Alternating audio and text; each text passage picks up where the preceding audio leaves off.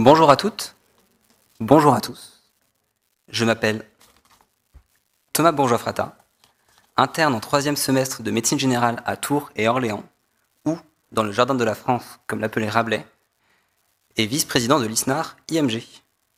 Syndicaliste en santé et éco-anxieux, je suis aujourd'hui devant vous, vêtu de vert, pour aborder ensemble l'impact de l'environnement sur notre domaine. Comme le disait ce matin mon camarade tourangeau Quentin Mettet dans la boîte à outils de l'ordonnance Au Monde, découverte de la juste prescription, les défis en santé publique et environnementale se croisent et s'intensifient.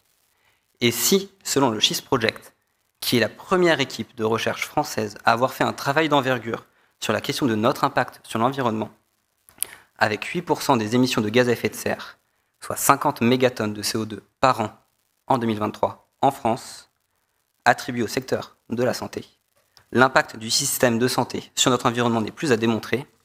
Il ne faut pour autant pas négliger l'impact de l'environnement sur notre santé. L'impact,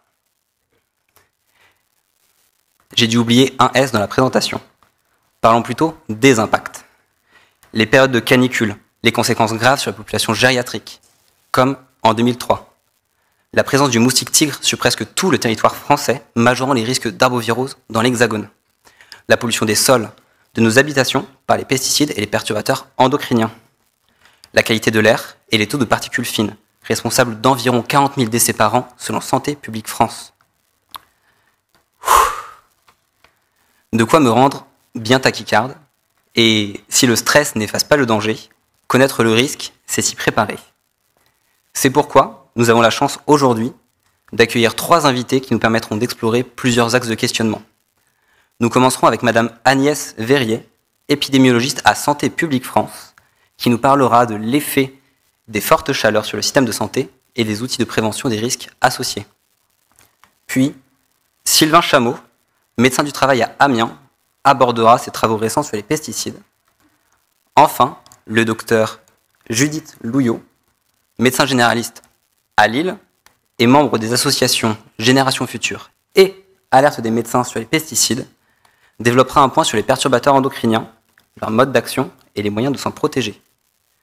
Enfin, un temps d'échange sera prévu afin de creuser les notions qui nous ont le plus intrigués. J'ai déjà trop parlé et je laisse donc la place à Madame Verrier.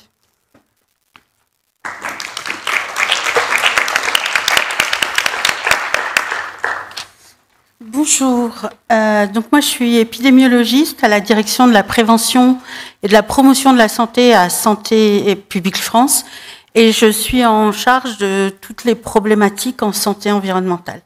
Donc aujourd'hui on m'a convié pour vous parler de chaleur et santé.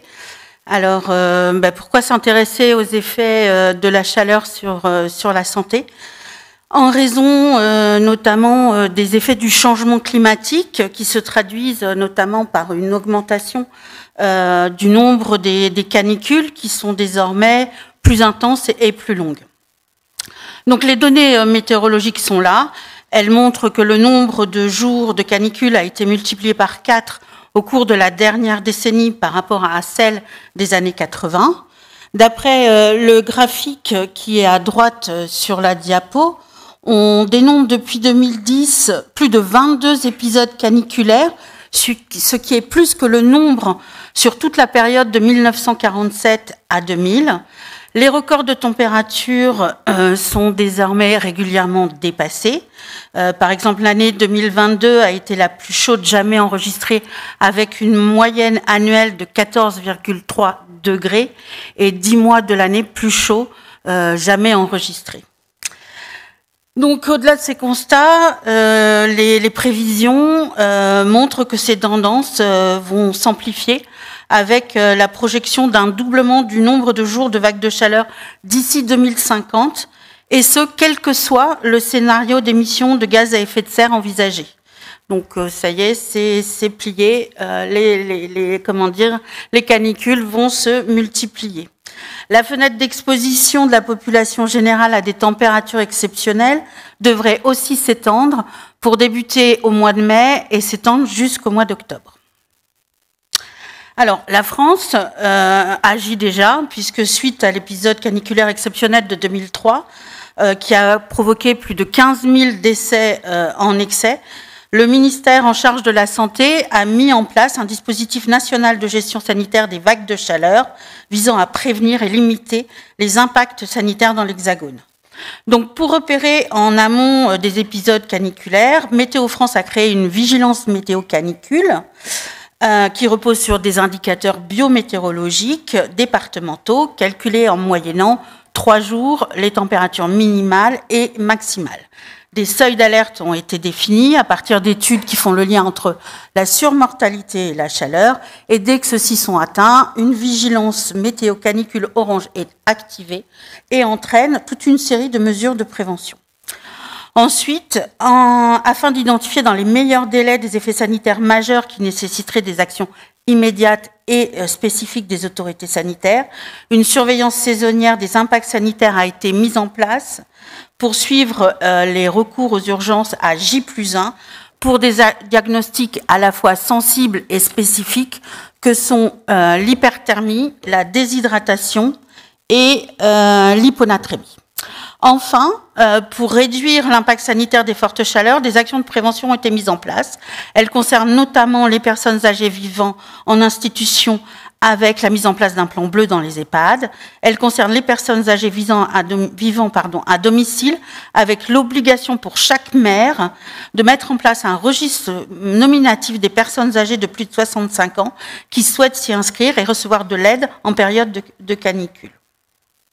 Des campagnes de prévention à destination de la population générale, quant à elles, diffusent les gestes à adopter et pour se protéger des fortes chaleurs et rappellent les signes d'alerte d'une hyperthermie et d'une déshydratation. Alors, les campagnes grand public se justifient parce que finalement, tout le monde peut être concerné par une détérioration de l'état de santé en lien avec une exposition à la chaleur, en raison du caractère multifactoriel de la vulnérabilité à la chaleur. Donc celle-ci dépend bien évidemment des conditions météorologiques, comme la température, l'humidité, la vitesse du vent, mais l'exposition à la chaleur peut considérablement varier en fonction de vos conditions de vie ou de travail. Ensuite, la capacité de thermorégulation de l'organisme dépend de la sensibilité individuelle en raison de son âge, du fait d'être enceinte, d'une pathologie, d'un handicap ou d'un traitement médicamenteux. Enfin, cette réponse est conditionnée à la capacité d'agir de chacun. Par exemple, la possibilité de se déplacer dans un lieu rafraîchi en cas de besoin, un bébé qui ne réclame pas à boire parce que voilà, il n'est pas en mesure d'exprimer ce besoin. Donc pour ces raisons, c'est le petit graphique là qui est la petite liste qui est à droite, qui est pas lisible, mais je vous ai mis le lien vers le site du ministère de la Santé pour découvrir l'ensemble des populations vulnérables qui sont définies par le ministère de la Santé. Mais ce qui est intéressant, c'est que déjà on distingue 2 types de populations, des populations fragiles en raison d'une sensibilité individuelle que je viens de développer, et des populations surexposées à la chaleur en raison de leurs conditions de vie et leurs conditions de travail. Alors, pourquoi? Alors, maintenant, je vais vous présenter quelques diapos sur donc les passages aux urgences pour dégager des points saillants. Et chaque année, du 1er juin au 15 septembre 2023, on met en place une surveillance sanitaire qui repose sur les passages aux urgences pour déshydratation, hyperthermie, hyponatrémie parmi les 11 diagnostics du résumé de passage aux urgences. Donc, si on prend l'année 2023, qui a été marquée par 4 épisodes caniculaires, on constate que si les périodes de canicule correspondent bien à une augmentation du nombre des passages aux urgences, un pic est aussi observé à la fin du mois de juin, à un moment où les températures ont été anormalement élevées pour la saison sans pour autant atteindre les seuils de vigilance orange canicule. Donc ce constat illustre bien la nécessité d'agir et de limiter les impacts sanitaires dès la fin du printemps, tout au long de l'été et sans attendre un épisode caniculaire. Ensuite, toutes les régions de l'Hexagone sont concernées par ces effets sanitaires, y compris celles du sud de la France pour lesquelles on pense que les populations sont mieux adaptées. Ensuite, donc en période estivale, les urgences sont souvent visitées par des touristes, mais la particularité de la surveillance liée à la canicule, c'est que finalement, ce sont les gens qui vivent dans la région de l'hôpital qui ont recours aux urgences hospitalières. Ensuite, la distribution par âge met en évidence évidemment une surreprésentation des personnes âgées. Un pic plus modeste est toutefois observé chez les jeunes et des différences en fonction de l'âge sont aussi observées. Les passages aux urgences des personnes âgées concernent plus particulièrement les femmes et ceux des adultes, plus particulièrement les hommes. Donc, si on s'intéresse au diagnostic principal en période de canicule, des différences apparaissent en fonction de l'âge. En particulier, ce qui est marquant, c'est la prédominance de l'hyperthermie à l'âge adulte, ce qui laisse supposer, pour la prévention, qu'une surexposition à la chaleur est la principale cause de recours aux soins d'urgence.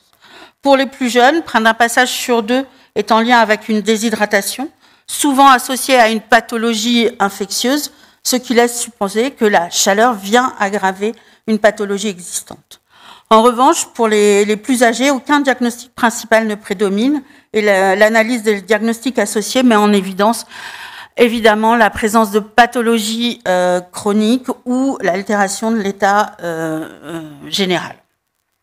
Alors, au-delà de ces quelques observations issues des passages aux urgences, la littérature scientifique met en évidence de nombreux effets sanitaires de la chaleur, aggravation des pathologies cardiovasculaires, rénales, respiratoires, détérioration de l'état de santé en raison de la moindre efficacité de certains médicaments, aggravation d'un syndrome d'épuisement, déshydratation, d'un coup de chaleur en raison de la prise de médicaments.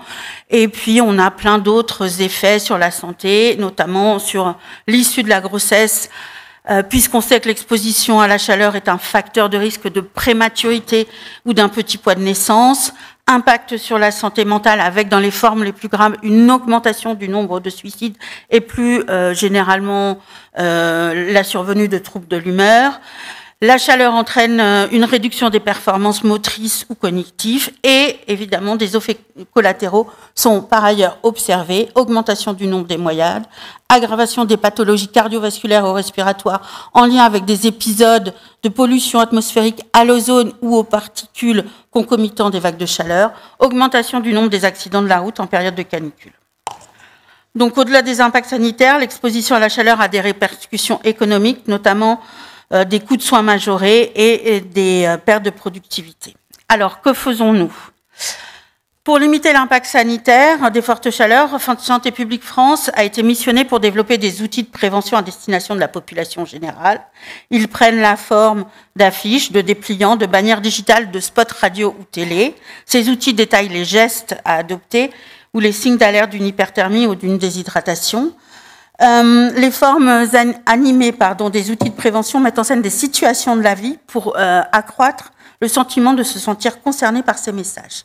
Leur diffusion est graduelle, elle débute en amont de la veille saisonnière avec une diffusion des supports papier à l'ensemble des acteurs concernés, dont les professionnels de santé, et peut aller jusqu'à une réquisition média par le ministère en charge de la Santé pour diffuser les spots radio en cas de canicule géographiquement étendue. Donc, en raison de la répétition des périodes de forte chaleur qui exposent de plus en plus souvent la population générale aux messages de prévention, un nouveau dispositif a été mis en place en 2023. Il vise à ancrer dans le quotidien les gestes pour se protéger de la chaleur via des conseils et astuces pratiques dès que les températures augmentent et pas uniquement en période de canicule. Ce dispositif s'appuie sur le site internet Vivre avec la chaleur, qui vise dans sa première version les occupants de logements exposés à la chaleur et les sportifs non encadrés.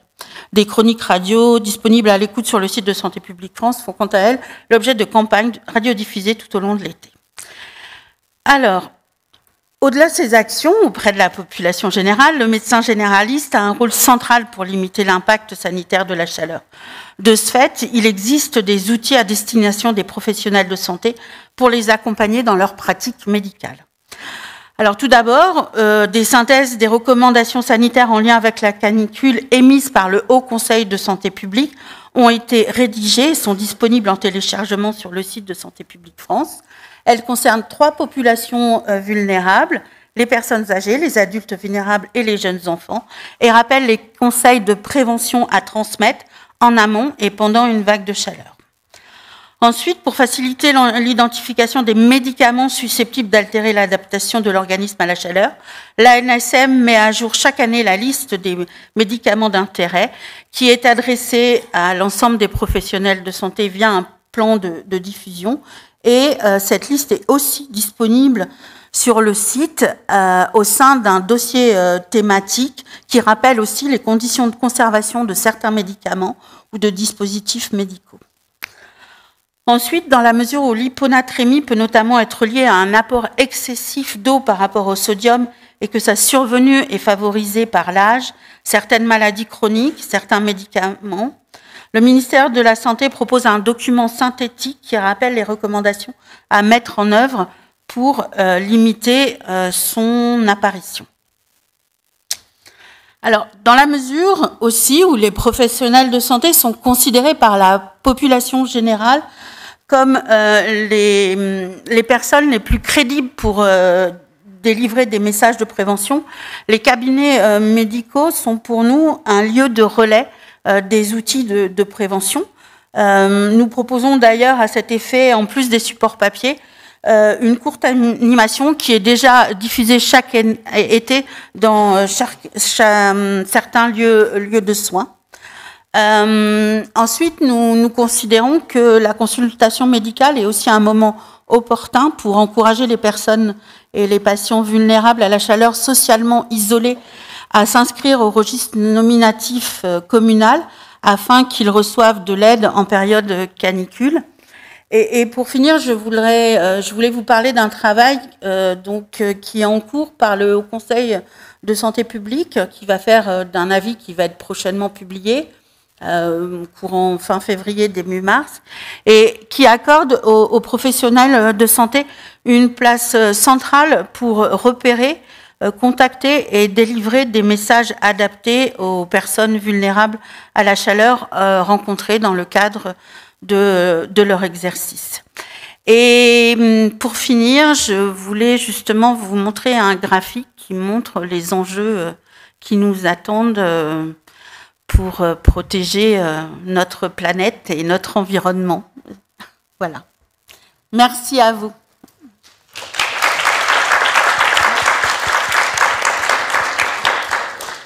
Merci beaucoup, Madame Verrier. On pourra reparler et rediscuter de tout ça juste après. On va laisser la place à Sylvain Chameau. Sylvain, à toi.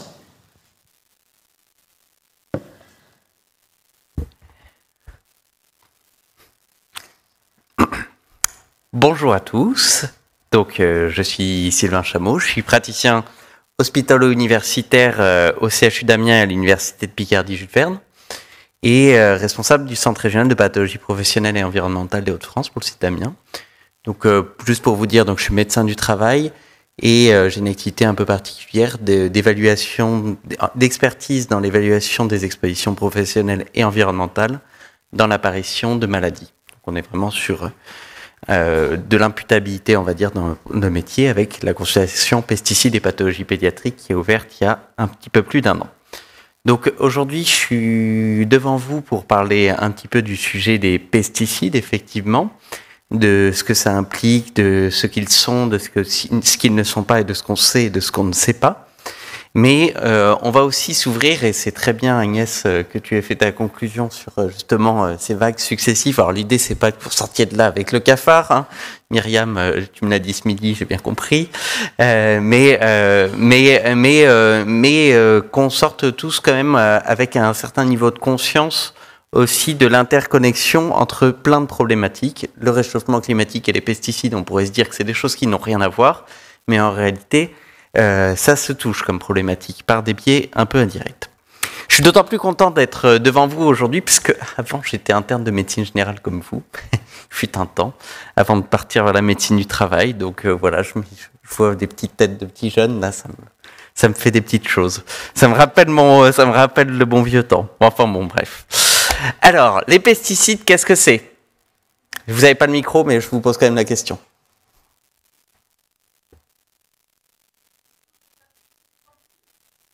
Ah, alors, c'est des choses pour faire pousser les plantes plus vite? Non. Ah, il y a de l'idée, éliminer les prédateurs. Ok, merci Myriam. Donc, les pesticides, effectivement, ce sont des substances qui vont avoir une action sur le vivant et qui vont limiter, en fait, des choses qui sont nocives, soit pour l'être humain, soit pour ses activités, notamment l'activité agricole. Et donc, si je vous parle des pesticides et qu'on les compare à d'autres polluants comme, je sais pas moi, la pollution atmosphérique, un peu plus grossier dit comme ça, mais le cadmium, les perfluoroalkylés, il y a une chose qu'il faut que vous ayez en tête, c'est que les pesticides, de par leur définition même, sont des substances qui sont toxiques et qui sont utilisées parce qu'elles sont toxiques. Quand on vous parle d'autres problèmes de polluants comme les perfluoroalkylés qui viennent de vos poils téflon, mais pas que, hein, je viens d'en ingorger certainement un petit peu en buvant mon verre d'eau là, eh bien c'est pas, le but c'était pas qu'ils soient toxiques, quoi. On les a utilisés, mais on les utilise toujours. Mais le but, c'est pas qu'ils soient toxiques. Les pesticides sont des choses qui sont connues pour être toxiques. Ils ont commencé à être utilisés, on va dire, de façon industrielle et synthétique après la Seconde Guerre mondiale, dans un contexte de relancement de l'économie, de population qui a été en croissance, etc. Il y a eu beaucoup de bouleversements après la Seconde Guerre mondiale, hein. La population mondiale a explosé depuis la Seconde Guerre mondiale et donc il a fallu aussi voilà, on va dire qu'on a eu un mode d'agriculture productiviste pour répondre plus ou moins à ça. En tout cas, c'est comme ça que c'est raconté dans le récit national, même si, évidemment, tout est discutable. Et le remembrement aussi, qui était la redistribution des terres.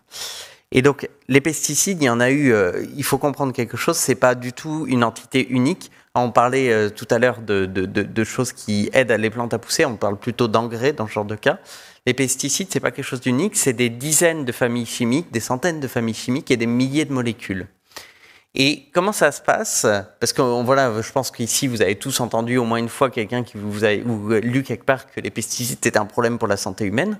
Oui, effectivement, les pesticides, si on reprend par exemple les expertises collectives de l'INSERM, on sait que l'exposition professionnelle aux pesticides est associée à des surrisques de myélome multiple, lymphome non-Hodgkinien, de cancer de la prostate, de maladie de Parkinson, de BPCO, etc., etc. Et ça, je vous parle que chez l'adulte.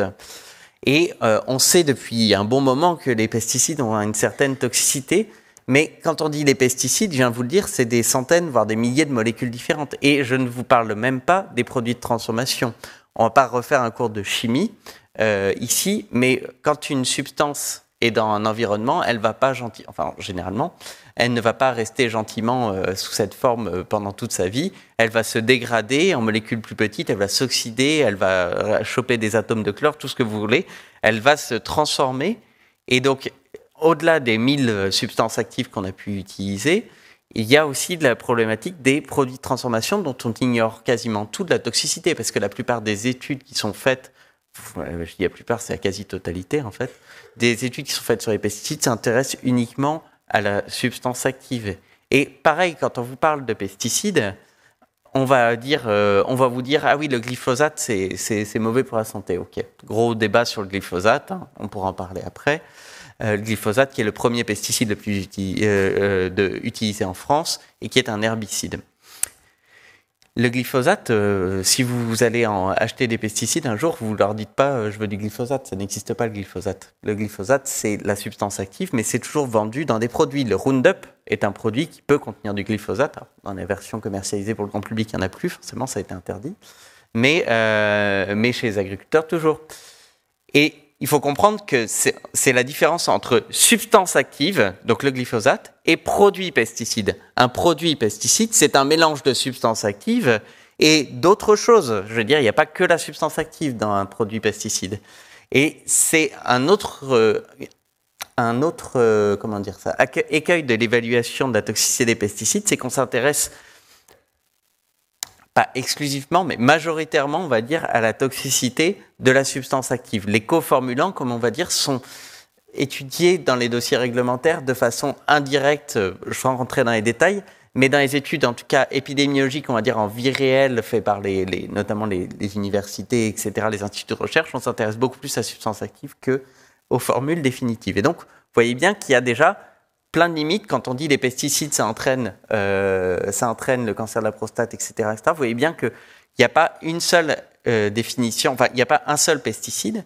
Et quand on s'intéresse aux agriculteurs, un agriculteur, il a des champs de pommes de terre, de betteraves, de maïs, etc., etc., en fonction des années, en fonction de l'humidité, en fonction de la chaleur. Hein, voilà, ça se rejoint tout ça. Hein. Par exemple, si je parle de la pomme de terre, parce que je suis picard et qu'on a plein de pommes de terre par chez nous, la pomme de terre, quand il fait chaud et humide, il y a un champignon qui se développe, qui est le mildiou, qui va complètement bouffer la plante, et du coup, on n'a plus de pommes de terre. En tout cas, elles sont très, très moches, si ça survit. Voyez bien que les conditions climatiques vont complètement influencer la quantité d'antifongiques que les agriculteurs vont utiliser. Et donc, ils se retrouvent, en fonction des années, à ne pas utiliser les mêmes molécules, les mêmes produits, et surtout à en utiliser plein en même temps. Donc, faire des études pour savoir quel est le pesticide qui est le plus toxique, c'est vraiment, vraiment, vraiment très compliqué, parce qu'en plus, ils sont exposés à plein de choses différentes. Alors, vous allez me dire, c'est bien, on parle des agriculteurs, et c'est important, les agriculteurs sont et resteront toujours les premières victimes des pesticides, et il n'y a aucune raison d'opposer la population générale aux agriculteurs sur cette thématique. Les agriculteurs, parler des pesticides et montrer les agriculteurs, c'est comme montrer un problème du doigt et regarder le bout du doigt. C'est-à-dire que la problématique des pesticides, les agriculteurs, ils sont complètement en bout de chaîne. Je ne dis pas qu'ils n'ont pas une part de responsabilité, évidemment, mais on en a tous une part de responsabilité dans l'utilisation des pesticides de nos jours. Et ça, c'est extrêmement important. Et il ne faut pas chercher à opposer les uns aux autres. Ça ne marchera pas, ça ne sera pas productif. La question de l'impact des pesticides sur les riverains, elle est encore ouverte. Alors, on en parlait tout à l'heure avec Agnès. Actuellement, il y a une étude dont les résultats vont sortir cette année, on m'a dit ça hier, qui s'appelle PestiRive, qui va s'intéresser justement à vérifier, on va dire ça, que les riverains qui habitent à côté des vignes, eh bien, ils ont bien un taux d'imprégnation aux pesticides qui est plus important que ceux qui habitent plus loin des vignes. Bon. C'est quelque chose, voilà. Bref, on verra les résultats. Mais la question de l'impact sanitaire aussi s'est posée sans forcément aller sur des études de biométrologie. Et disons que le consensus scientifique n'est pas parfait sur le sujet de est-ce que vivre à côté des pesticides, d'une surface agricole peut entraîner certaines maladies. Mais il y a une exception qui rejoint une partie dont je n'ai pas encore parlé, qui est celle finalement pour lequel on a créé cette consultation pesticides et pathologies pédiatriques. Il faut savoir que depuis quelques années, on a des fortes présomptions de lien entre l'exposition professionnelle des parents, que ce soit le père ou la mère, aux pesticides, et l'apparition de certaines maladies chez leurs enfants. Ça, c'est quand même des choses qui sont très nouvelles, qui s'inscrivent dans des tendances, on va dire, de recherche qui concernent le domaine de l'origine développementale de la santé et des maladies, ce qu'on appelle le DOAD en anglais, ou le POAD quand c'est l'exposition du père. Et donc, c'est l'idée que si vous, actuellement, vous êtes exposé aux pesticides et que vous avez un enfant dans 6 mois, 9 mois, 1 an, 2 ans, eh bien, le fait que vous ayez été exposé actuellement aux pesticides va pouvoir favoriser l'apparition de certaines maladies chez l'enfant. Quelles sont ces maladies pour lesquelles il y a un lien de présomption fort, on va dire, pour les pesticides? Ça va être les leucémies de l'enfant, les LAL, les tumeurs cérébrales, les hypospadias, les fentes labiopalatines et des troubles du neurodéveloppement. Alors, pas tous, mais un certain nombre.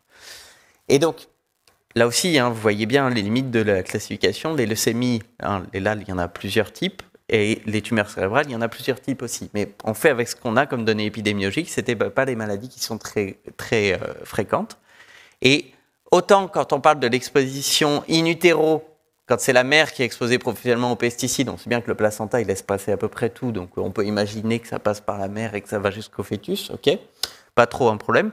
Par contre, quand on commence à parler de l'exposition du père et du fait que ça favorise l'apparition de maladies chez l'enfant, il faut bien comprendre que d'un point de vue mécanistique, on n'a quand même pas beaucoup d'idées de exactement ce qui se passe. Les équipes de recherche qui s'intéressent à l'exposition du père ou à l'état de santé du père et à l'apparition d'une maladie chez l'enfant, il y en a très très peu dans le monde. Des cohortes où il y a le père, parce que les cohortes mère-enfant où on associe l'exposition du père, il n'y en a pas, à ma connaissance. Yes, d'accord.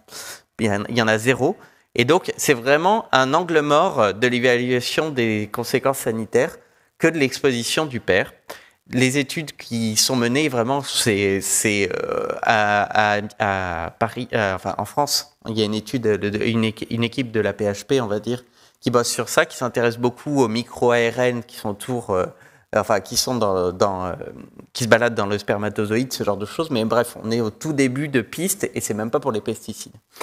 Et donc, qu'est-ce qui s'est passé de particulier aussi, c'est que je vous ai dit pour les riverains, on n'a pas de présomption forte d'un lien, mais pareil, là, maintenant, c'était en 2023, donc c'était il y a 2 ans maintenant, mais c'était fin 2023.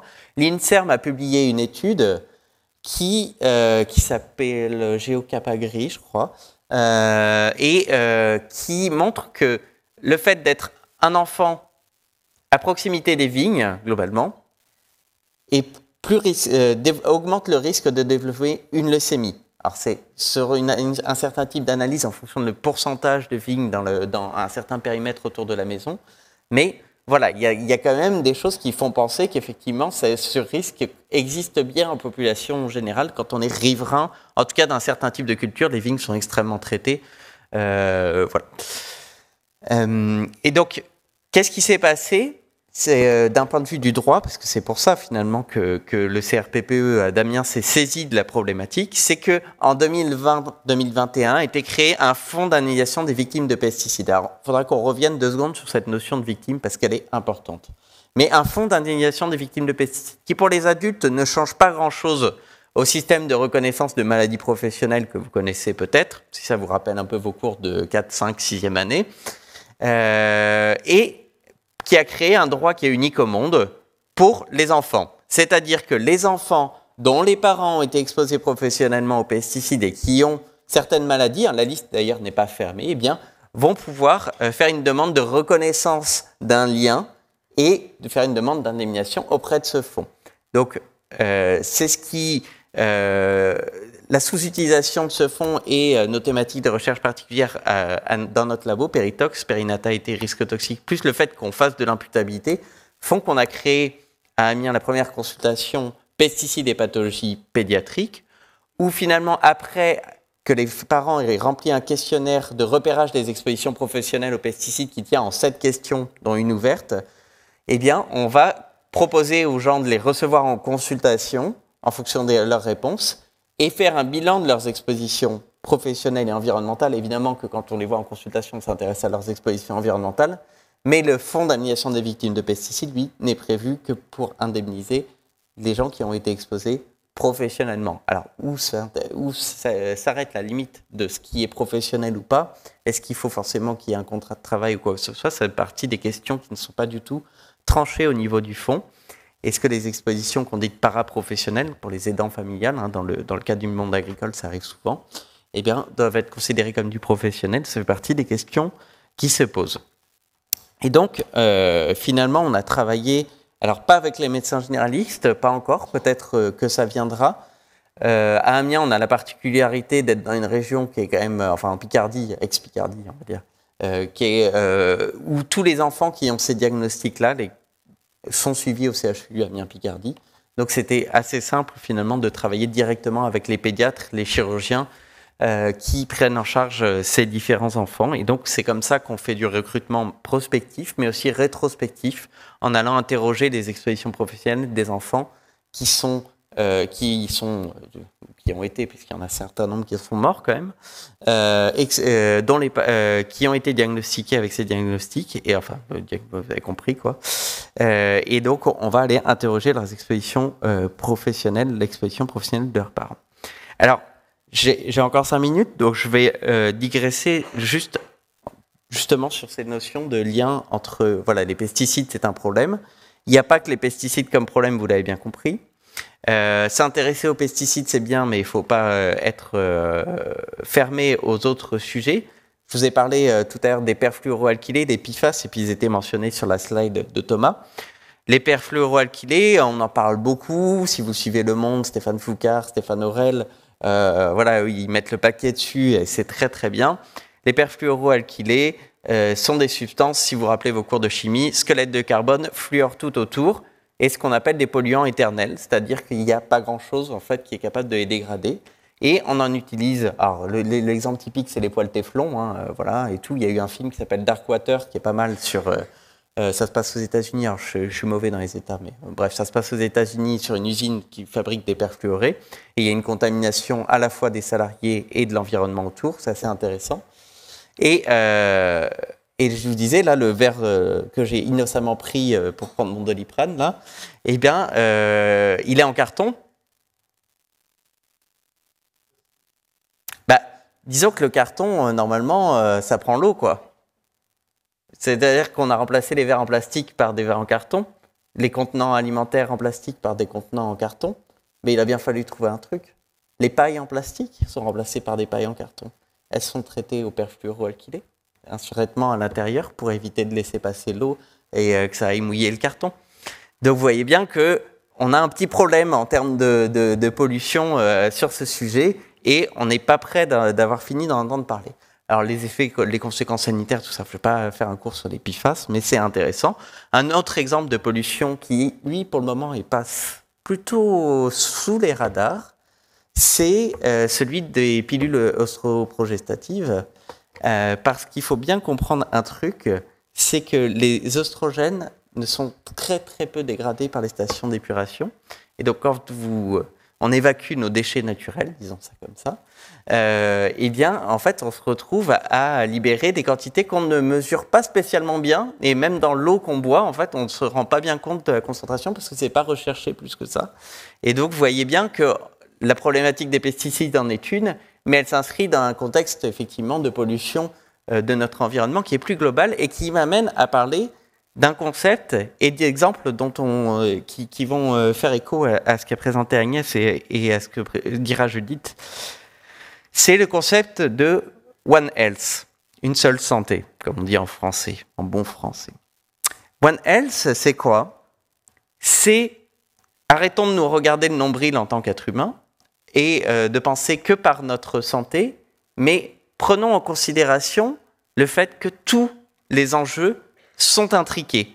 La biodiversité, l'insécurité hydrique, l'insécurité alimentaire, la santé évidemment, le changement climatique. Tout ça, c'est un ensemble qui est bien décrit et théorisé dans des approches qu'on appelle les approches Nexus, qui ne font qu'un. Je vais vous donner quelques exemples. La Seconde Guerre mondiale, on augmente la production alimentaire. Effectivement, il y en a besoin pour nourrir, pour pas qu'on meure tous de faim, etc. Qu'est-ce que ça en est? Utilisation de pesticides, chute de la biodiversité, problèmes de santé, etc., etc. Vous voyez, on est parti d'une problématique, il y a eu des conséquences derrière. Séquestrer du carbone. Séquestrer du carbone, ok. Qu'est-ce qu'on fait pour séquestrer du carbone? On plante des arbres. On plante n'importe quoi, n'importe où. On diminue les surfaces agricoles qui peuvent servir à faire de l'alimentation et on diminue la biodiversité en allant finalement créer des écosystèmes qui sont complètement artificiels à la place de ceux qui étaient naturels et complexes. Diminution des gaz à effet de serre en se disant on va diminuer notre consommation de viande. C'est vrai, c'est bien, il faut le faire, il faut diminuer la consommation de viande, pas de souci. Mais alors, par exemple, dans les montagnes où ils font que du pâturage avec leurs vaches et leurs moutons ou quoi que ce soit, ben, ça pose quelques soucis. C'est-à-dire que si c'est pour dire qu'on va remplacer les élevages par de la culture, on va pas se mettre à planter des champs de maïs sur les flancs de collines ou de montagnes ou quoi que ce soit. Vous voyez, ça pourrait entraîner d'autres problématiques. La végétalisation des villes, très très bien pour lutter contre le réchauffement climatique. Il faut ramener de la ville, il faut ramener des écosystèmes complexes dans nos villes, c'est évident. Mais d'un autre côté, qu'est-ce que ça va entraîner? Il va y avoir de plus en plus d'animaux, d'insectes dans les villes forcément, puisqu'on va créer des réservoirs. Et les moustiques tigres, hein, par exemple, ils vont bien aimer qu'on mette des eaux stagnantes, etc., etc. Et donc forcément, ça peut augmenter le risque du développement de certaines maladies qui, si on avait été resté au tout béton, peut-être n'aurait pas pu autant prospérer. Allez savoir. Un dernier exemple, les panneaux solaires. C'est bien, les panneaux solaires, ça nous permet de dire, OK, on va produire de l'énergie de façon décarbonée, on ne va pas utiliser de centrales géothermiques à charbon ou quoi que ce soit qui sont extrêmement polluantes. Sauf que se développe une tendance très inquiétante, honnêtement. Enfin, très inquiétante. Comme ça, plus trop le vent en poupe depuis quelques mois, on va dire, c'est peut-être un peu moins. Mais c'est les notions de méga-fermes solaires, c'est-à-dire que sur des parcelles qui auraient dû servir à l'agriculture, on est en train de mettre des panneaux solaires partout. Il n'y a plus de biodiversité, il n'y a plus de culture. Alors certes, on a de l'énergie qui est décarbonée, mais vous voyez bien, en fait, que toutes les problématiques, le réchauffement climatique, les problèmes d'eau, parce que les agriculteurs, ils ont besoin d'eau pour faire pousser leurs plantes, c'est évident. Mais d'un autre côté, notre modèle agricole pollue les réserves d'eau et entraîne des conséquences de santé. Donc vous voyez bien que le problème, il est multiple, que les réponses, si les réponses individuelles peuvent avoir un impact, et c'est évident qu'il faut avoir des réponses individuelles dans nos comportements individuels, les réponses ne peuvent pas être que sur une seule problématique, qui est la santé, et elles ne peuvent pas reposer que sur l'individu, elles reposent aussi sur nos choix collectifs en tant que collectivité humaine, collectivité nationale, collectivité départementale, ce que vous voulez, mais il faut aussi prendre conscience qu'on agira beaucoup mieux et beaucoup plus efficacement si on agit ensemble que si on se contente juste de dire chacun va s'abonner à 900 Care pour avoir moins de pollution liée au transport de l'eau dans les produits cosmétiques. Voilà. Merci.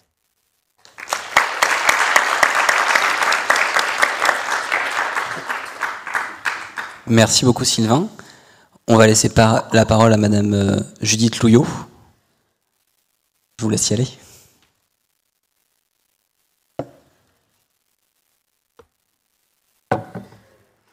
Oui, bonjour à tous. Donc, je m'appelle Judith Louillot, je suis médecin généraliste à Villeneuve-d'Ascq, tout près d'ici. J'ai aucun conflit d'intérêt à déclarer. Je suis membre bénévole de l'association Génération Future qui lutte contre les pesticides de synthèse et qui promeut leurs alternatives, et aussi de l'association Alerte des médecins sur les pesticides.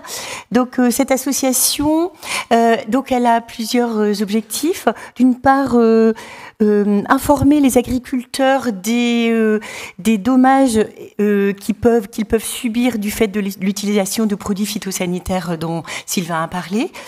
D'informer les médecins des effets néfastes des produits phytosanitaires sur la santé, et également d'agir sur les pouvoirs publics, aussi bien au niveau local qu'au niveau national et qu'au niveau européen, pour essayer de réduire l'usage des produits phytosanitaires en commençant par les plus dangereux et de promouvoir leurs alternatives. Voilà. Donc alors, Sylvain, Thomas m'a demandé de vous reparler des perturbateurs endocriniens et surtout aussi de la façon de s'en protéger. Donc je pense que vous savez déjà tous pas mal de choses sur les perturbateurs endocriniens. Donc je reprends juste quelques petites choses. La définition de l'Organisation mondiale de la santé en 2012. Un perturbateur endocrinien, c'est une substance ou un mélange de substances qui altère les fonctions du système endocrinien et qui provoque des effets nocifs sur la santé d'un organisme et de ses descendants. Donc l'un des premiers, alors les perturbateurs endocriniens, c'est Rachel Carlson, une biologiste des États-Unis qui en a parlé, la première qui a tiré le signal d'alerte avec son livre Le printemps silencieux. Elle avait remarqué un effondrement des populations de rapaces dans les grands lacs des États-Unis parce que ceux-ci étaient contaminés par le DDT qui était très utilisé à ce moment-là, et en fait les oiseaux n'arrivaient plus à procréer à cause de problèmes de fertilité. C'est à peu près dans cette époque-là aussi qu'il y a eu toute l'affaire du Distilbène. Le Distilbène, donc c'était un médicament qu'on utilisait pour aider les femmes à éviter les fausses couches. Donc le Distilbène, c'était un produit dont on espérait qu'il mimait en bien les hormones féminines. Et quelques années plus tard, il y a un médecin aux États-Unis, je crois, qui a vu plusieurs adolescentes qui présentaient des tumeurs vraiment rares du vagin. Et après, il y a eu des femmes qui n'arrivaient pas à procréer. En fait, ils se sont rendus compte que ces personnes avaient été contaminées dans le ventre de leur maman par le Distilbène. Et maintenant, on en est à la deuxième, enfin, les petits-enfants des femmes qui ont eu du Distilbène sont vivants, et eux, ils sont plutôt porteurs de troubles du développement neurologique, des TDAH, des choses comme ça. Voilà. Alors bon, ce qui est particulier aux perturbateurs endocriniens, c'est que la dose ne fait pas le poison. Jusqu'à présent, en toxicologie, on considérait qu'en dessous d'un certain seuil, les produits n'étaient pas néfastes. Et c'est d'ailleurs là-dessus qu'est basée la toxicologie réglementaire qui régit la mise sur le marché des produits phytosanitaires et de différents produits toxiques. Mais en matière de perturbateurs endocriniens, la dose ne fait pas le poison. C'est-à-dire que des petites doses, certaines doses ne vont pas être néfastes, et parfois des doses beaucoup plus petites vont avoir un effet perturbateur endocrinien, vont perturber le bon fonctionnement de nos hormones et pourront avoir un effet délétère. Vous avez tous entendu parler par exemple, de la fenêtre d'exposition aussi. Par exemple, tel produit perturbateur endocrinien, quand il va toucher le bébé, par exemple, à partir de la 7e semaine de gestation, c'est la période où se mettent en place, où la différenciation sexuelle se met en place. Avant le 49e jour de gestation, les organes sexuels sont indifférenciés. On ne peut pas reconnaître l'embryon mâle de l'embryon femelle. La différenciation se met en place à partir du 49e jour. S'il y a un petit grain de sable dans le processus, un produit qui va perturber l'action des hormones sexuelles, par exemple, chez le petit garçon, ça va faire des testicules qui vont pas descendre totalement dans les bourses, ils vont rester plus ou moins dans la cavité abdominale, ou bien l'extrémité de l'urètre ne va pas aller s'aboucher à l'extrémité de la verge, mais plutôt à son milieu ou à sa base, et ça va faire un hypospadias. Donc, Sylvain a parlé tout à l'heure de l'effet cocktail, ou toi, je ne sais plus. Et donc, comme on disait, il peut y avoir un effet transgénérationnel. Voilà une petite slide pour vous faire sourire. Enfin, je ne sais pas si c'est drôle, mais c'est drôle au deuxième degré. Alors, là, je vais reprendre un petit peu les principaux perturbateurs endocriniens et après, on verra comment s'en protéger. Donc, les bisphénols, alors A, mais aussi S et F, en fait, c'est des produits formidables de l'industrie chimique qui permettent de donner leur flexibilité au plastique. C'est ce qui va faire que les plastiques, ils vont être souples, ils vont pas casser, donc c'est très très utile. Malgré tout, ils sont œstrogènes-like et ils peuvent être responsables de problèmes d'infertilité, de puberté précoce, de diabète, de troubles cardiaques. Il y en a partout. Donc ça a été interdit dans les biberons et dans les contenants alimentaires, mais si chez votre maman il y a des vieux tupperwares, il est probable qu'ils en contiennent, et donc il faut éviter de faire chauffer ces vieux tupperwares au micro-ondes parce que probablement vous recevez un petit peu de bisphénol A. Donc ils ont été remplacés par les bisphénols S et F, dont on ne sait pas grand-chose, et il n'est pas impossible qu'ils soient aussi néfastes que leur frère numéro A.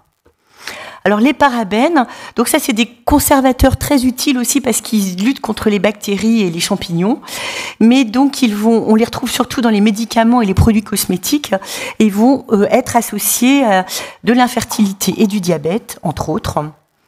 Il y a aussi les phtalates, donc ça ce sont des plastifiants, on va les retrouver dans les sols plastiques, il y en a sûrement un peu par ici, dans les tuyaux par exemple, mais aussi dans les jeux pour enfants, par exemple la fameuse girafe Sophie que vous avez peut-être sucée quand vous étiez enfant parce que c'était vraiment la mode à ce moment-là. Mes enfants qui ont entre 25 et 30 ans en ont eu une chacun, et probablement elle contient des phtalates, et donc ça peut provoquer également des troubles, de la féminisation des fœtus mâles. Ça peut être associé à de l'obésité, peut-être du cancer du sein ou du testicule.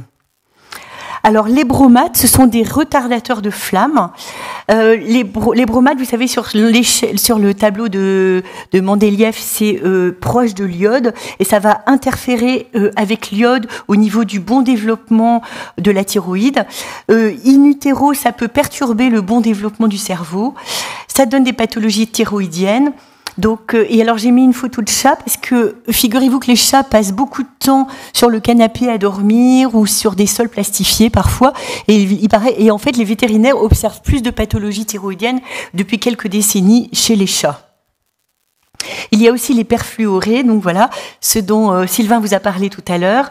Donc les revêtements Tefal, mais également les vestes en Gore-Tex ou les chaussures en Gore-Tex, la vaisselle jetable, qui peuvent donner des troubles de la reproduction, des troubles du comportement, être associés à l'obésité ou à des troubles dysimmunitaires.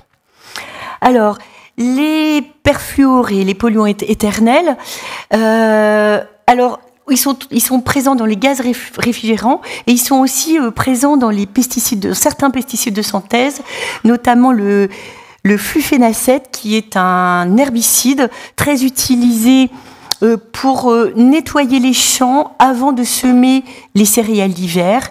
Il y a aussi un de ses cousins qui est un fongicide SDHI qui en contient. Donc voilà, ces perfluorés. Donc ce sont des polluants éternels, ils sont très stables, ils vont se dégrader donc par exemple, un de leurs produits de dégradation, c'est le TFA, l'acide trifluoroacétique. Alors il y avait eu une expertise sur le TFA en 2014 qui l'avait totalement innocenté. Du coup, il fait pas partie des substances qui sont dosées ni dans les eaux de façon réglementaire. Il ne doit pas être dosé de façon réglementaire ni dans les eaux de surface, ni dans l'eau du robinet, ni dans l'eau minérale. Il se trouve que la science a progressé. Maintenant, on sait qu'il est toxique pour le foie et l'entreprise Bayer vient de montrer qu'il était toxique aussi pour la reproduction. Donc, il va être classé très certainement parmi les polluants dont il faudra tenir compte des taux dans les eaux de boisson. Nous, en tant qu'association, on a fait avec d'autres associations européennes, on a fait des mesures dans les eaux de surface. Moi, je suis allée faire des prélèvements dans les SCO. On a fait des prélèvements dans les eaux du robinet. Je suis allée faire des prélèvements à l'hôpital de Roubaix. On a fait des prélèvements dans les eaux minérales. Et en fait, partout, il y a de l'acide trifluoroacétique à des taux qui sont très, très élevés et qui, en fait, si vous voulez, oui, en matière de pesticides, pour ceux qu'on surveille, si vous avez un pesticide, il ne doit pas dépasser 0,1 microgramme par litre dans l'eau de boisson. La somme des pesticides ne doit pas dépasser 0,5 microgramme par litre. Et là, en ce qui concerne le TFA, on est largement au-dessus. Il y a des seaux, par exemple, dans l'eau de la Seine qui sont à 29 fois au-dessus. Voilà. Donc, c'est un petit peu préoccupant. Oui, je vais compléter un petit peu par rapport aux produits phytosanitaires de synthèse. Il y a à peu près 360 molécules qui sont autorisées en France. Chacune donc va se dégrader en certains métabolites. Certains métabolites peuvent être plus dangereux, plus toxiques, vraisemblablement que leurs molécules maman. Et il peut y avoir 1 à 3 métabolites par pesticide. Il y en a 12 qui sont préoccupants et qui ne sont pas recherchés. En fait, il y a eu un rapport rendu le 22 novembre dernier par l'Inspection générale des affaires sociales à la demande de 3 ministères et qui montre que en France, pour la préservation des eaux par rapport à la contamination et à la présence des produits phytosanitaires, on est vraiment en échec par rapport aux objectifs. Il est certainement urgent de réduire drastiquement, voire de se passer des pesticides de synthèse. Alors, comment peut-on se protéger des perturbateurs endocriniens ? Eh bien, en fait, on peut donc, comme vous le savez, aérer les pièces. Donc, aérer 10 minutes matin et soir, ça c'est déjà très important. Proscrire vraiment les aérosols et les parfums d'intérieur, parce qu'en fait, ils sont tous vraiment faits à partir de produits issus de l'industrie chimique et ça sent bon, mais c'est pas très bon pour la santé. Alors, attention aux meubles neufs, surtout quand c'est pas du bois massif. Tous les produits en pâteau de particules, il y a quand même des solvants qui sont utilisés et donc ils vont relarguer des composants organiques volatiles, surtout les 6 premiers mois. Donc on dit que pour un bébé, il faut vraiment pas de meubles neufs. S'il y a un bébé à venir, il faut acheter son mobilier à l'avance ou alors acheter d'occasion, acheter du bois brut. Acheter en brocante, il y aura certainement moins de composés organiques volatiles qui vont relarguer que si le meuble est neuf et vient juste d'être acheté. Pour le reste, en fait, c'est assez simple. Il faut c'est pas si compliqué que ça. Il faut penser que les produits perturbateurs endocriniens, ils viennent de la chimie lourde dans leur immense majorité. Il y a par exemple, certains produits, certaines huiles essentielles peuvent aussi avoir un effet perturbateur endocrinien. Ça c'est certain. C'est pour ça que ça, c'est pas anodin non plus. Mais globalement, les perturbateurs endocriniens, c'est la chimie lourde. C'est la chimie lourde, c'est les dérivés de l'industrie pétrolière. Donc, pour les sols, le plancher de votre grand-mère, a priori, il est peu dangereux. Par contre, les sols en stratifié, eux, ils vont vraiment être plus embêtants, surtout si le bébé marche à quatre pattes, il ramasse ce qui est dessus, il le met à la bouche, etc. Le carrelage, ça sera mieux qu'une moquette qui a été traitée. Voilà, pour cuisiner, c'est pareil. On va privilégier l'inox de bonne qualité. Alors, l'inox de bonne qualité, le verre, l'acier, la fonte émaillée, et éviter tout ce qui est revêtement anti-adhésif. Moi, je suis assez sceptique sur les céramiques également. Alors, vous me direz, ça coûte peut-être cher d'avoir une casserole inox en bonne qualité. Alors, j'ai regardé hier sur Le Bon Coin, on trouve plein de cocottes en fonte pour pas grand-chose. On peut se faire offrir pour Noël une casserole ou une poêle en inox de bonne qualité, très épaisse. Et en fait, ça, c'est vraiment formidable. Ça dure plus qu'une vie. Vous pouvez aussi aller chez Emmaüs, voir si par hasard, il n'y en a pas. Et en fait, quand c'est de l'inox de bonne qualité, un tout petit peu de corps gras va suffire pour que ça n'accroche pas. Et en fait, c'est pas la peine de mettre d'investir dans autre chose. Et en fait, vous la faites offrir pour votre anniversaire, pour Noël. Vous demandez à votre maman si elle en a pas une en double et tout ira bien. Donc évitez aussi les spatules en matériaux anti-adhésifs, la cuillère en bois, la spatule en inox, ça va très bien. Donc ça, c'est très simple. Maintenant, on en est à l'âge des éco-cups, donc ça, c'est parfait. C'est mieux que d'autres choses, même s'il y a quand même il faudrait un éco-cup en verre. Alors, pour nettoyer, on limite aussi les produits chimiques au maximum. Vous le savez, ça, c'est vraiment tout. Le zéro déchet va tout à fait dans le sens de la protection des perturbateurs endocriniens. Tout simplement de l'acide citrique, du bicarbonate de sodium, du percarbonate de calcium, du vinaigre blanc, de l'huile de coude. Avec ça, on peut faire beaucoup de choses. On regarde les étiquettes, on choisit les écolabels, des nettoyants zéro déchet ou avec l'écolabel, l'aspirateur, et c'est simple. Ça peut être très simple. Pour la beauté des corps, là, c'est pareil, on lit les étiquettes. Moi, j'ai tendance...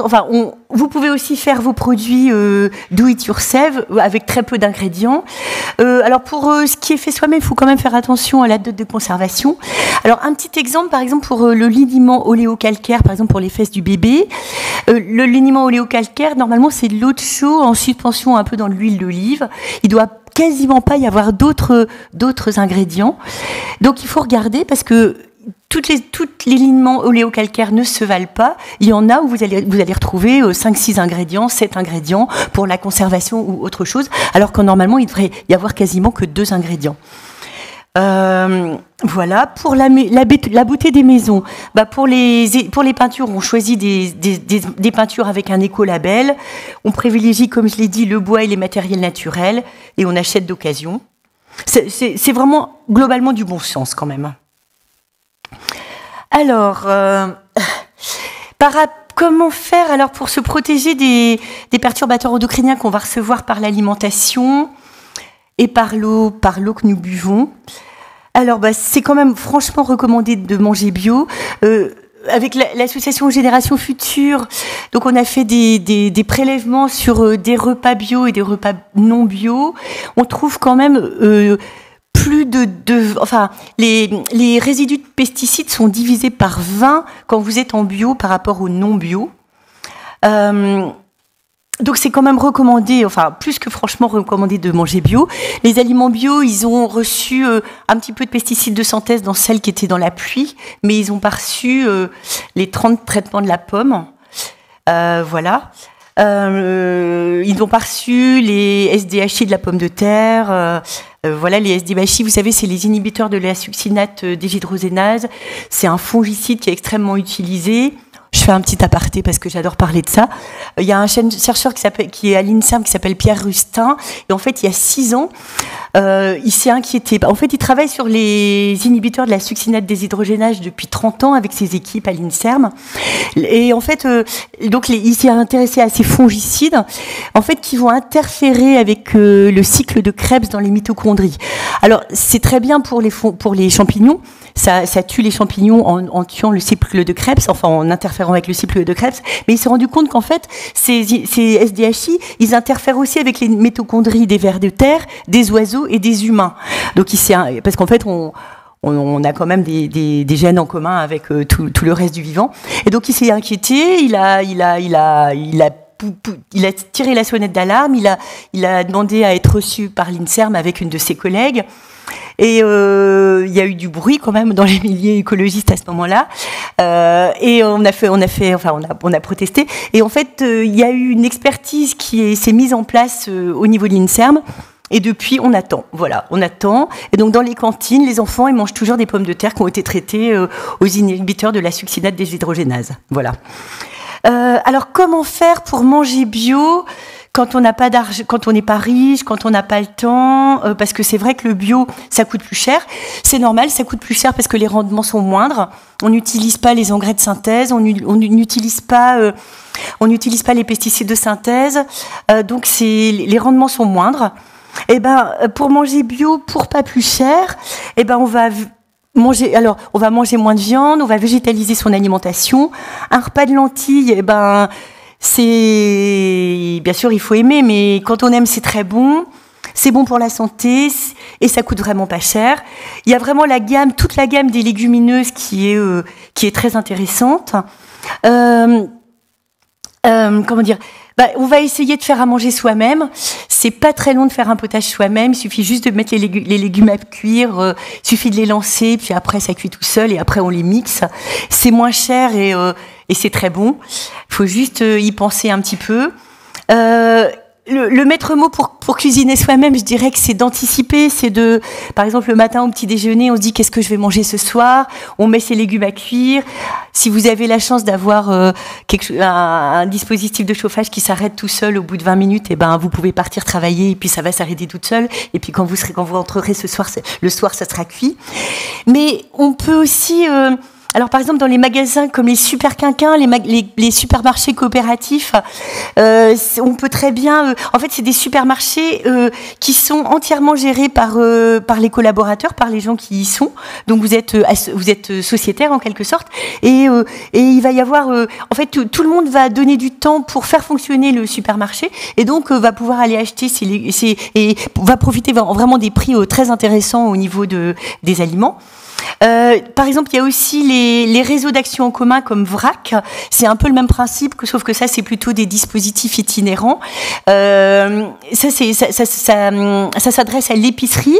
Vous commandez sur Internet. C'est des bénévoles qui vont faire du direct producteur à consommateur. C'est bien pour les producteurs parce qu'en fait, ils sont pas obligés de tenir compte des distributeurs. Et c'est très bien pour les consommateurs. Ça, c'est vraiment des façons de manger bio de façon très économique. Si on peut aller au marché, ou direct producteur, trouver des AMAP, les associations pour le maintien de l'agriculture paysanne, c'est aussi des façons de manger bio pour pas cher. Et puis, ce qui est surtout cher en bio, c'est la viande, c'est les produits transformés. Donc, c'est sûr, si on veut s'y mettre, il faut un peu cuisiner soi-même, mais ça peut venir petit à petit. Et puis, je dirais qu'il faut aussi continuer à... Nous, on est médecins, en fait, on sait des choses. Maintenant, les perturbateurs endocriniens, on peut plus mettre ça en doute, en fait. On peut plus... Thomas parlait tout à l'heure... je sais pas si je vous le redis, l'INSERM a sorti le 30 juin 2021 une méta-analyse. C'est-à-dire qu'en fait, ils ont colligé 5300 études internationales. Donc, c'est d'une très grande puissance statistique.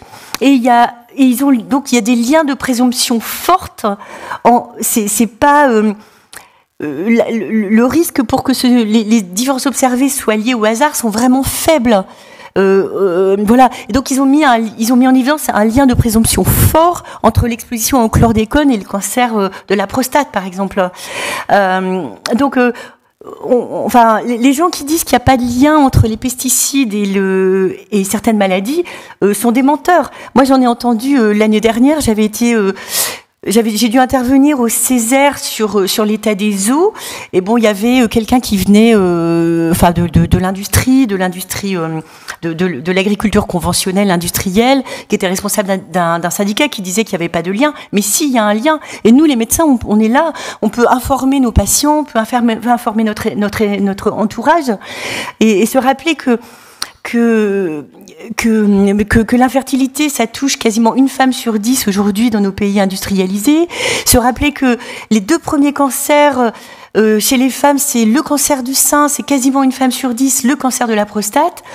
Moi, je vous assure, je suis médecin généraliste. Tous les mois, je me dis, mais quelle est la prochaine femme de ma patientèle qui va avoir un cancer du sein?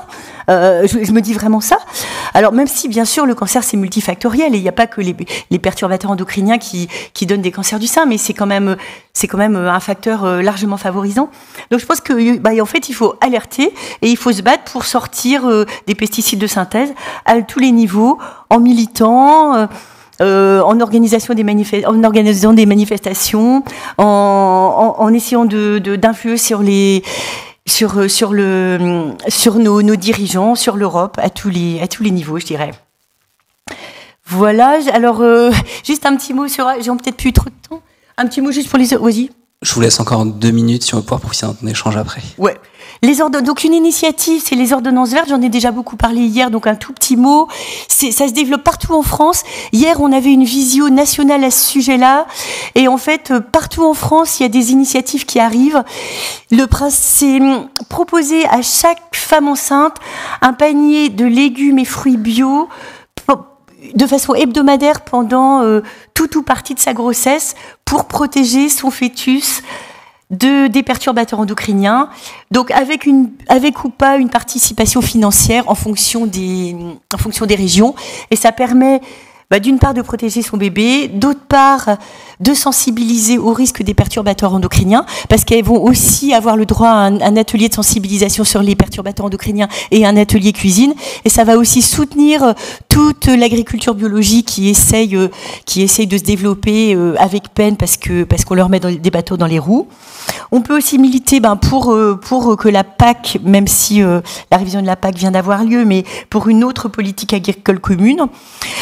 On peut aussi militer pour la sécurité sociale alimentaire, dont vous avez peut-être entendu parler, qui part du principe que c'est injuste parce qu'il n'y a que les milieux aisés qui ont le droit qui peuvent manger sainement, et qui voudraient proposer donc une sécurité alimentaire de base pour tous, par exemple de 150 € par mois, qui pourrait permettre à tous de manger des aliments de qualité, et ce serait avec une cotisation généralisée pour vraiment avoir aussi une justice alimentaire.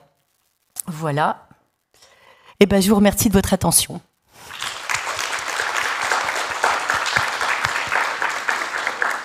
Merci beaucoup, Dr Louillot. Merci beaucoup à vous 3.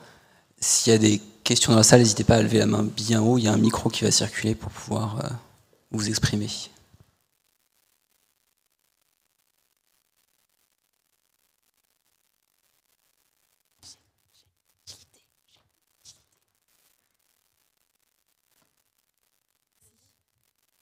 Bonjour. Merci pour la présentation d'abord. Je suis interne dans le Lot, où on a beaucoup de vignes, et c'est un des départements avec le plus de cancers en France. Et je voulais savoir comment on pouvait accompagner les patients qui ont un diagnostic de cancer dans une démarche pour une compensation, ce genre de choses. Bonne question. Alors, en tant que médecin du travail, forcément, je vais te dire que s'ils étaient exposés professionnellement, il faut faire une déclaration de maladie professionnelle. Ça, c'est évidemment. La question, évidemment, que tu poses, elle n'est pas celle-là. La question, c'est qu'est-ce qu'on fait chez des gens qui sont malades? On pense que c'est un lien avec une exposition, pourquoi pas aux pesticides, et qui continuent d'être exposés. Si c'est ça, c'est bien ça ta question. Et la réponse est personne n'en sait rien scientifiquement. C'est-à-dire que les études qui s'intéressent aux réexpositions à des agents cancérogènes après un cancer, il n'y en a quasiment pas. Et on n'a pas la preuve de ce que ça peut faire. Après, assez logiquement, effectivement, on peut imaginer que si on s'est réexposé à un cancérogène, je sais pas moi, vésical ou ce que tu veux, après un cancer de la vessie, c'est pas une très bonne idée. Et dans ce cas, on limite l'exposition. Mais bon, là, tu me parles de gens qui vivent au milieu des vignes. Tu vas pas leur dire de déménager, tu vois. Et c'est là où j'en reviens à cette notion et qui fait écho à ce que tu m'as rapidement dit, Thomas. C'est les présentations sont anxiogènes. C'est pas faux, mais pas tout à fait. De toute manière, on n'a pas le choix. On vit dans le monde dans lequel on vit. Et ça, on ne peut pas changer l'état du monde actuel. D'accord ? J'ai une des premières familles que j'ai reçues dans les consultations pesticides et pathologies pédiatriques, je me rappelle parfaitement de ce moment, m'avait dit, la mère m'a dit, comment vous faites pour dormir le soir en sachant tout ça ? Je lui ai dit, mais de toute manière, le monde, il est tel qu'il est. Maintenant, ce qui m'intéresse, c'est pas tellement comment il est actuellement que comment est-ce que je veux qu'il devienne. Et ce que tu disais, Judith, est plein de bon sens.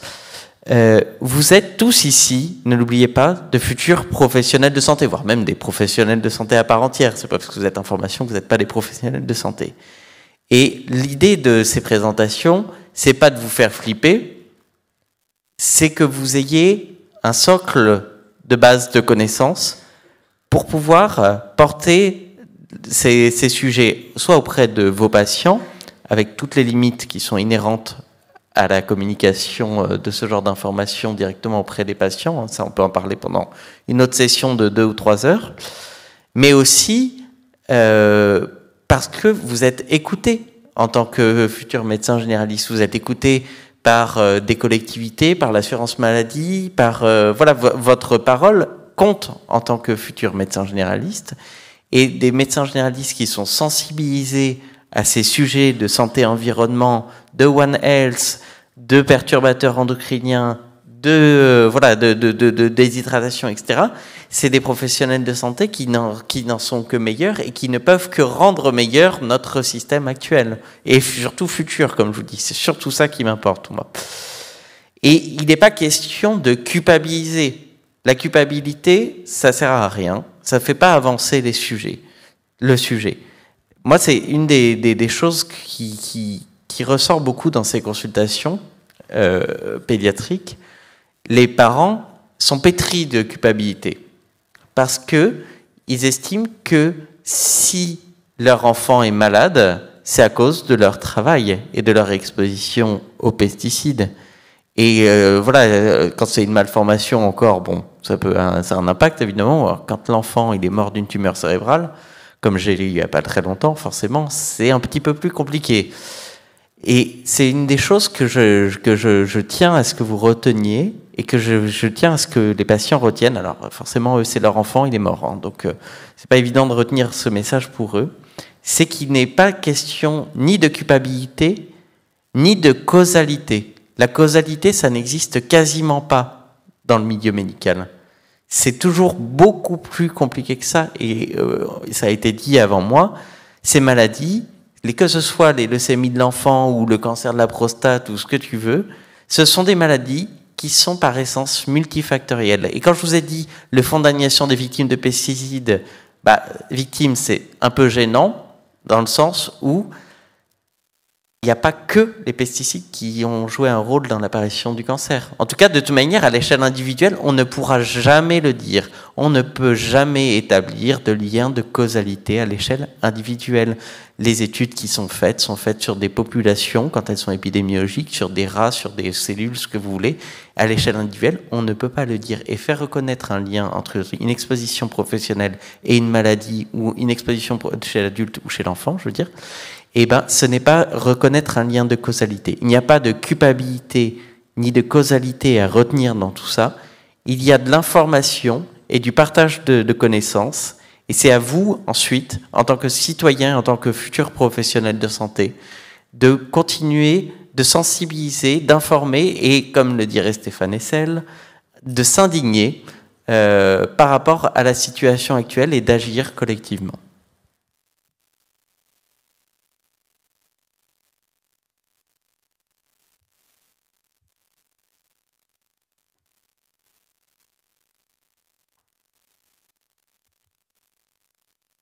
Bonjour, merci pour vos présentations. Et je voulais revenir, tout à l'heure, vous aviez parlé des pilules œstrogéno-progestatives.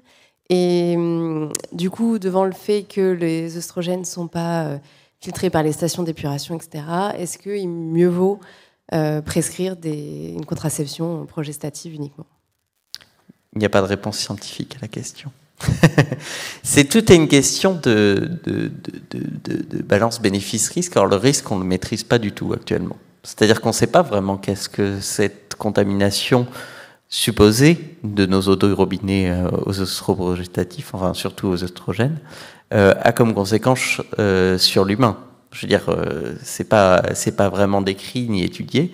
Donc de là à en conclure une conduite à tenir en termes de prescription, c'est un peu compliqué, quoi, parce que la différence entre la pilule œstroprogestative et progestative, bon, effectivement, les deux fonctionnent bien, mais bon, il y a des petites différences en termes d'efficacité ou d'effets indésirables. Mais c'est comme, ça me fait penser à un exemple, voilà, où on a été trop vite. Il y en a deux exemples qui me viennent comme ça, où en santé, on a été trop vite. Il y a le premier que vous connaissez peut-être, qui est celui de la flécaïne, qui a été interdit, enfin, qui était prescrit dans les années, je crois que c'était dans les années 60, après les infarctus du myocarde, pour prévenir les troubles du rythme ventriculaire, parce que la flécaïne est un anti-arythmique. Et donc, la logique était, ok, infarctus, ok, après il meurt d'un trouble du rythme ventriculaire, donc on va mettre un anti-arythmique. Et quand les études ont été faites, on s'est rendu compte que le fait de mettre de la flécaïne augmentait le risque de mortalité de façon très importante. Et on a tout de suite dit, il faut arrêter de mettre la flécaïne. Mais pendant des années, on s'est dit, une cause, une conséquence, paf, on fait ça, et derrière, c'est bon, c'est réglé. Donc il faut, c'est pas du tout une critique, hein, mais il faut pas avoir de raisonnement trop simpliste. Et les démarches de prévention, et c'est ce dont on parlait avec Agnès tout à l'heure, les démarches de prévention des risques ne sont jamais ou vraiment trop peu évaluées. Et donc, ce que tu dis part sur du bon sens, mais les démarches de prévention, est-ce qu'il faut plutôt faire ça ou ça? Quelles sont les conséquences en termes sanitaires, en termes etc., en général, sont très mal évaluées. Donc, il faut essayer d'être le plus rigoureux possible. L'autre exemple qu'on peut prendre pour ce sujet, non mais je vais arrêter de parler. Je vais laisser passer.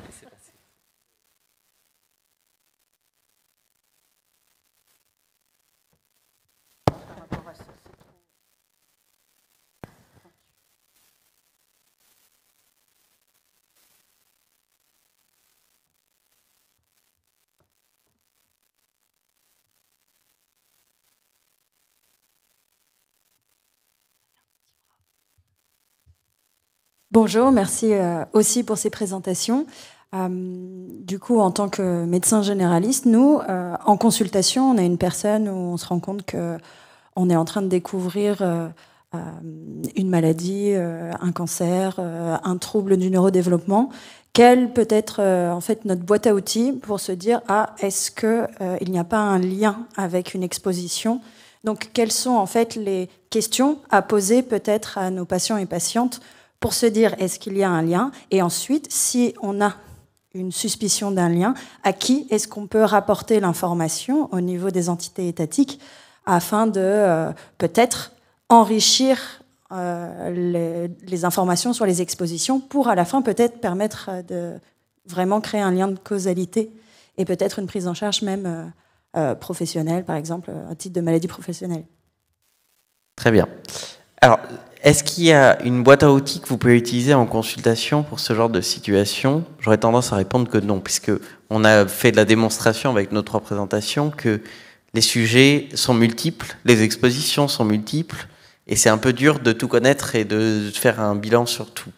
En tout cas, c'est pas en consultation de médecine générale, c'est un peu compliqué, mais le fait d'être ici dans cette salle aujourd'hui fait partie de votre sensibilisation et de votre culture sur ce genre de sujet. Et donc peut-être qu'un jour vous vous direz, ah bah tiens, exposition ophtalate, fertilité, biphénol, vous voyez, ce genre de choses. Vous vous poserez des questions et c'est en vous formant, vous, finalement, que vous créez votre propre boîte à outils. J'ai envie de dire, il n'y a pas d'outils préconçus. Après, si vous avez une suspicion, justement, de lien entre une maladie et une exposition professionnelle ou environnementale, c'est pour ça qu'existent les CRPPE, donc les unités comme la mienne, les centres régionaux de pathologie professionnelle et environnementale, où on reçoit tout type de patients adressés par des médecins généralistes, les patients qui s'adressent eux-mêmes, bon, ça dépend des sujets, par des médecins hospitaliers, etc., etc. Enfin, tout est possible en termes d'adressage.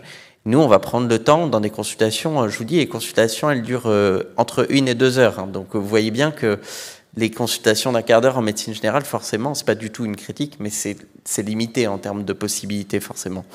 Et donc, nous, on prend le temps, on va se dire, on a le luxe de pouvoir prendre ce temps parce qu'on est financé pour nos missions d'intérêt général et on travaille dans le cadre d'un réseau qui s'appelle le Réseau national de prévention des pathologies professionnelles et environnementales, et de vigilance. Il y a vigilance qui traîne dans le terme. C'est le RNV3PE, où finalement on va saisir tous les CRPPE, toutes nos consultations, et ce qui va permettre justement de faire le point sur, pourquoi pas, des problématiques émergentes. Hein. Là, typiquement, il y a quelques temps, j'ai eu un cas de salarié qui est exposé professionnellement au perfluoroalkylé et qui a une rhabdomyolyse à la fois, on va dire, clinique, puisqu'il a des myalgies, et aussi biologique avec des CPK qui sont augmentés de façon chronique. Bon, bah, globalement, dans la littérature, il n'y a aucun cas qui a été décrit de ce genre d'association.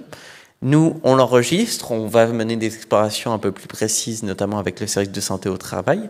Et derrière, on recherche aussi sur les mécanismes d'action possibles. Et derrière, le fait que ce cas soit enregistré, et ben peut-être que dans 2-3 ans, il y aura eu une dizaine de cas complémentaires. Et donc, on va pouvoir tirer la sonnette d'alarme sur des signaux faibles comme ça. Les CRPPE sont aussi faits pour détecter les signaux faibles.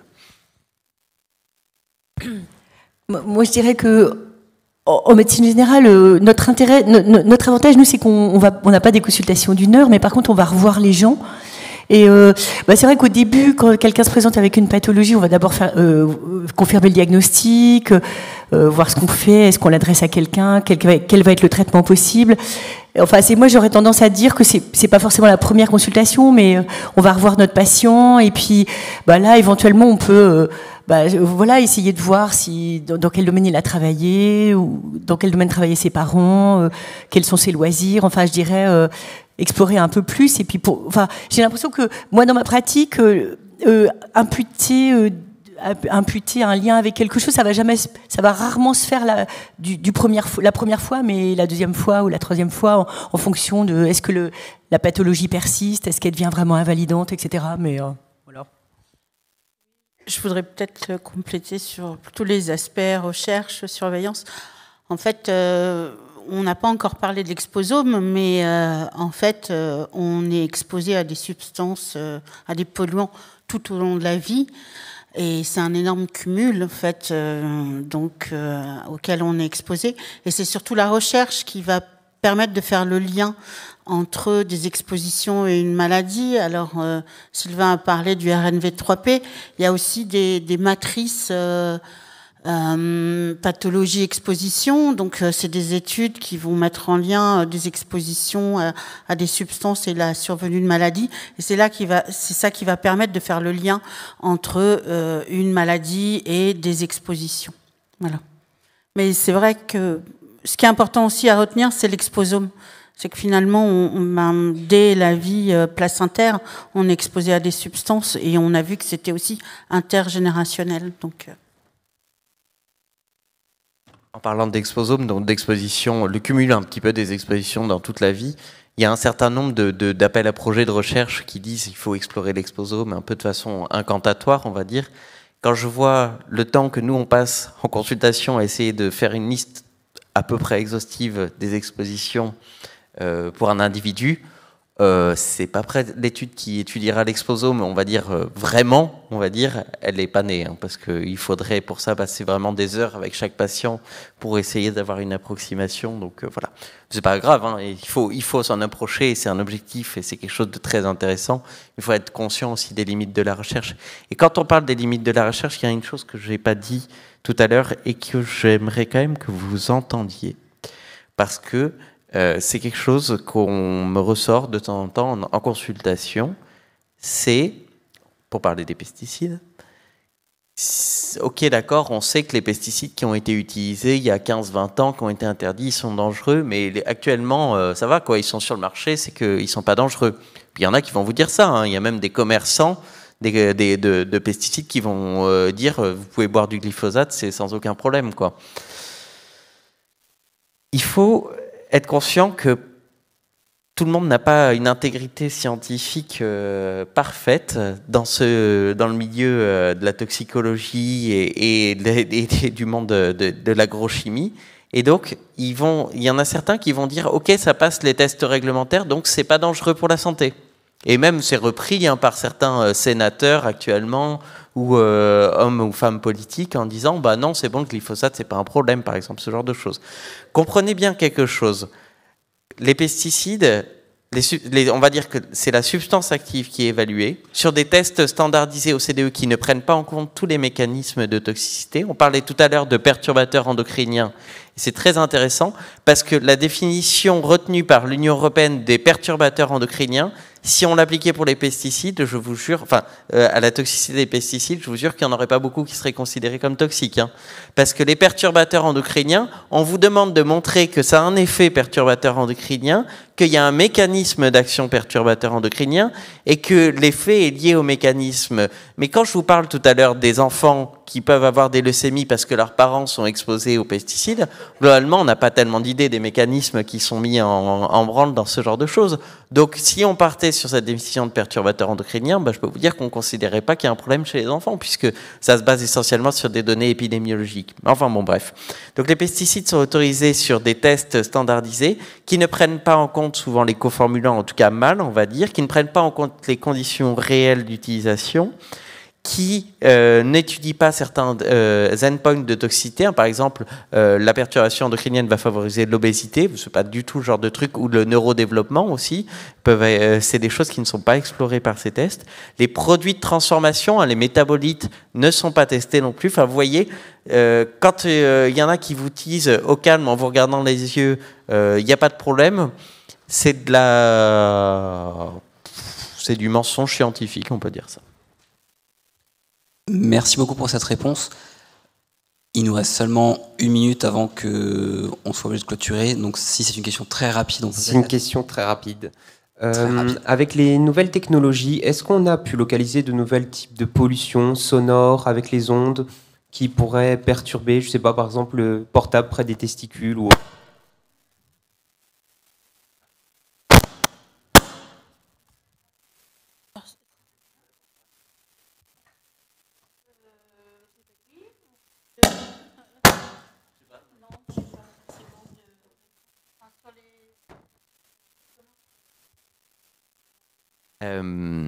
Il y a des études là, récentes qui s'intéressent au cumul d'expositions qui ne sont effectivement pas que chimiques, hein, notamment le bruit, tu as raison.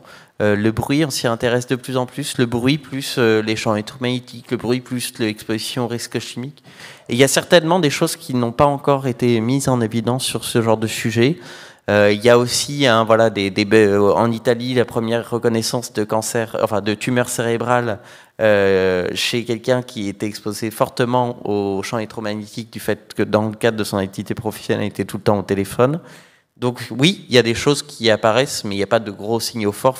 C'est des choses, les études qui prennent en compte plusieurs expositions, c'est bien, et c'est ce qui doit se faire de plus en plus, mais méthodologiquement et financièrement, souvent aussi, c'est des choses qui coûtent plus cher et donc qui se font moins. Mais tu as raison. C'est compliqué.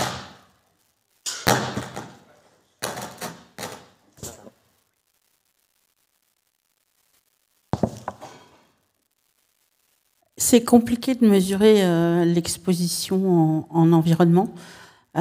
puisqu'il faut faire en fait des biographies pour essayer de mesurer dans le temps les espaces, les espaces-temps, etc. Et de faire un lien entre une exposition environnementale et une pathologie, sachant que la plupart des pathologies sont multifactorielles. On a quelques exemples, l'amiante et le mésothéliome, où là on est assez confortable pour établir un lien de causalité, mais en général les pathologies sont multifactorielles. Vous n'avez pas parlé aussi de l'exposition aux UV. Enfin, pour revenir à la présentation que j'ai faite aujourd'hui, on a des changements climatiques, un réchauffement qui expose les gens davantage à la chaleur. Il y a vraiment un défaut de prise de conscience de ce risque, puisque l'été c'est souvent synonyme de vacances, de bronzage. Je rappelle qu'une peau bronzée, c'est une peau qui se défend. Donc on évite aussi le bronzage, et qu'on est dans une situation où finalement l'environnement n'est pas forcément la chose à laquelle on pense, et ce qu'il faut surtout c'est prévenir, et donc le rôle du médecin, il est effectivement de soigner, c'est le cœur de son métier, mais c'est aussi d'anticiper certaines pathologies.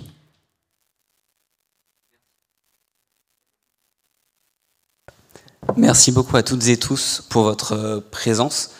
Il va être l'heure pour nous de clôturer donc cette boîte à outils.